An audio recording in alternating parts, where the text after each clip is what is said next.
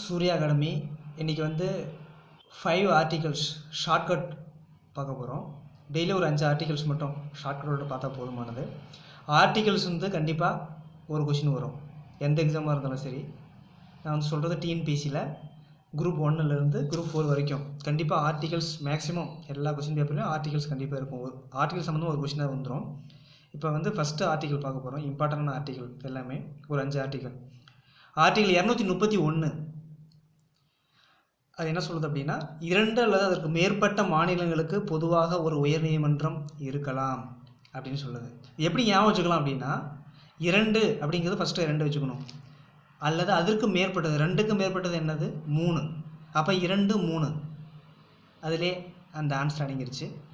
2 அல்லது மேற்பட்ட மாநிலங்களுக்கு பொதுவாக ஒரு உயர்நீதிமன்றம் இருக்கலாம். அப்போ ஏற்கனவே 2ங்கிறது 2 வந்துருச்சு, அதுக்கு மேற்பட்டது 2க்கு மேற்பட்ட மாநிலங்கிறது 3 வந்துருச்சு, ஒரு உயர்நீதிமன்றம் இருக்கலாம் 1 அப்படிங்கிற அந்த கான்செப்ட் வந்துருச்சு. இப்போ 231னா ஈஸியாக ஞாபகம் வச்சுக்கலாம். இதுதான் ஷார்ட்கட்டு. அடுத்தது ஆர்டிகல் 74.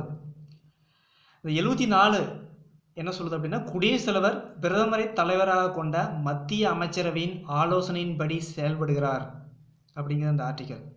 இது எப்படி ஞாபகம் வச்சுக்கலாம்னா, குடியரசுத் தலைவர் வந்து ஒரு சில விஷயங்கள், அதாவது ஆர்டினன்ஸ், அவசர சட்டம், அந்த மாதிரி விஷயத்தில் அவர் தன்னிச்சையாக செயல்படலாம். அது மாதிரி ஒரு சில விஷயங்கள் தவிர மேக்சிமம் மற்ற விஷயங்கள் வந்து பார்த்திங்கன்னா மத்திய அமைச்சரின் ஆலோசனைப்படி தான் செயல்படுகிறார்.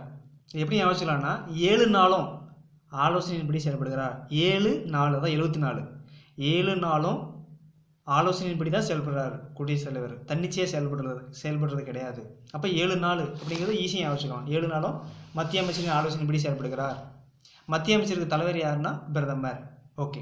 அடுத்து ஆர்டிகல் 55 முக்கியமான ஆர்டிகல். இது வந்து எப்படி ஞாபகம் வச்சுக்கலாம்னா, இது வந்து இதோட கான்செப்ட் என்னென்னா, குடியரசுத் தலைவரை தேர்ந்தெடுக்கும் முறை.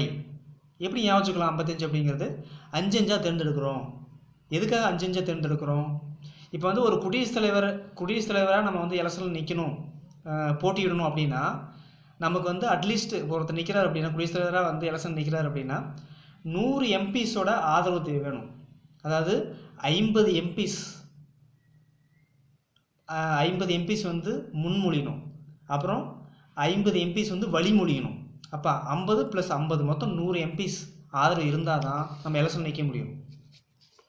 ஓகேங்களா? அப்போ அதான் 50 + 50. அந்த 50 + 50 ஜீரோக்கு வேலை கிடையாது. அப்போ 5 வச்சுங்க.